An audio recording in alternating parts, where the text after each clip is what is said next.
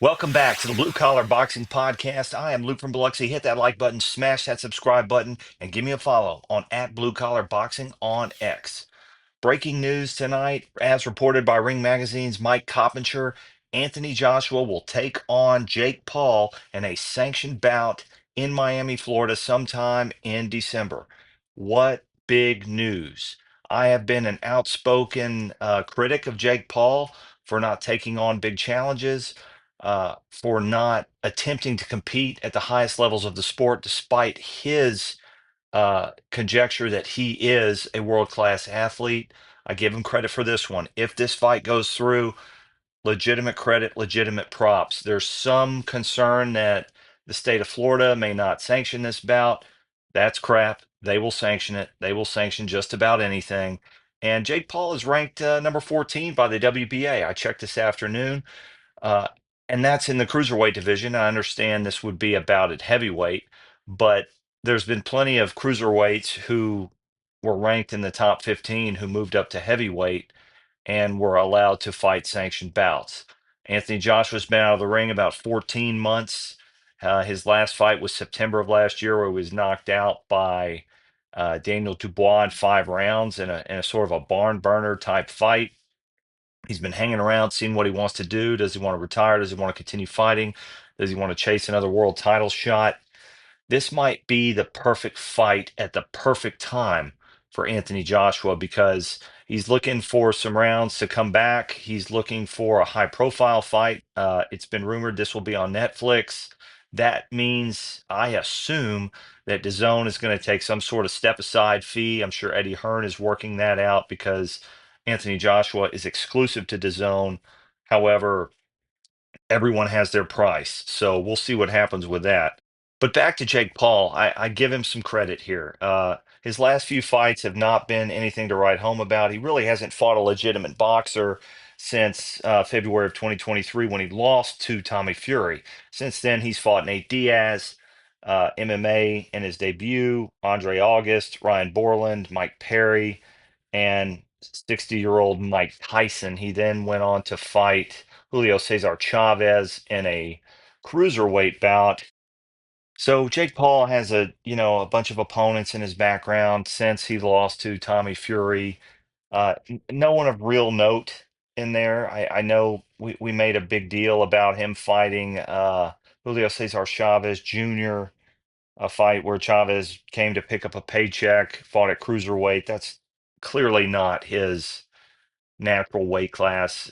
Chavez won a title at 160, one that was basically gifted to him by the WBC at 160 that he would go on to later lose to Sergio Martinez. This was well over a decade ago and has done nothing of note since. We've got the Mike Tyson win, we've got Mike Perry, we've got Ryan Borland, Andre August, Nate Diaz, Anderson Silva. So not a whole lot there to suggest that Jake Paul is going to be competitive in this fight. I don't think he's ever really been in a boxing match where he's looked up to a guy that was just as technically proficient and just as powerful. And Anthony Joshua is way more technically proficient and way more powerful.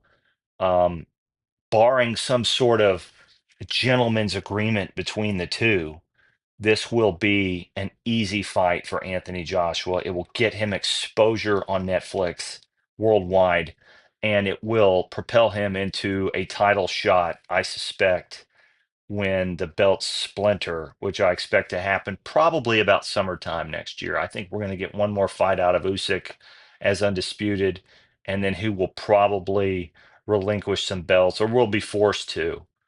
Um, so, what does this say about the state of boxing? I think it's a good thing for Jake Paul. He's taking a legitimate opponent. I think it's a good thing for Anthony Joshua. He's a prize fighter. He's going to make, tens of millions of dollars for a fight like this. I think it was silly of Ngannou to not give this fight credibility as far as the money he was going to make. I understand he would probably demolish Jake Paul, but he's a prize fighter and needs to get in there. I totally agree with that. I think it was Chad Sonnen that said something about that. 100% agree. You're a prize fighter. It's massive exposure. It would set you up for a bigger fight. And that's what Anthony Joshua's going to do here. He's going to make a boatload of money. It'll be easy work for him. Uh, Jake Paul has no chance, no chance. And you can say what you want. The casuals out there, well, Anthony Joshua's coming off a knockout against Daniel Dubois, and guys, Daniel Dubois was the IBF heavyweight champion of the world. He'd fought Usyk already.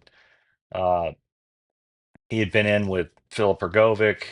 He'd beaten some heavy hitters, man. So to say that Jake Paul is anywhere near on the level of Daniel Dubois is laughable, particularly at heavyweight.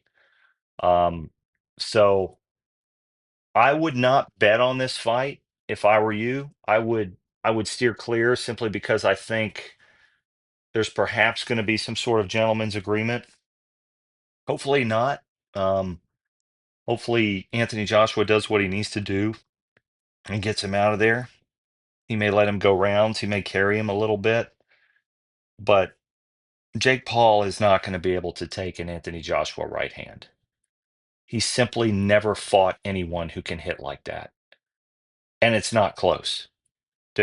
Of all his opponents, even Mike Tyson, because Tyson was 60, uh, there's no one that can hit like that. And Joshua's going to land. He's going to land. And you can say what you want about the punch resistance of Anthony Joshua at this stage of his career. I can respect those arguments. There's nothing that Jake Paul can land that's going to hurt Anthony Joshua. He's taken punches from some of the biggest guys in the division and been okay. Um, and these are world class, world championship level heavyweights that have hit Anthony Joshua. A guy coming up from cruiserweight who's frankly not a world level professional boxer is not going to hurt Anthony Joshua. So we'll buy into the hype. There's going to be all kinds of videos and shoulder programming and Jake Paul fluff pieces and et cetera, et cetera. It's all coming. Don't buy it. Don't believe it. Anthony Joshua, if it's not a gentleman's agreement, and if it is a sanctioned bout, which I suspect it will be, Anthony Joshua will win by knockout. Let me know what you guys think. Hit me up on Twitter at Blue Collar Boxing on X, and I will see you on the next one.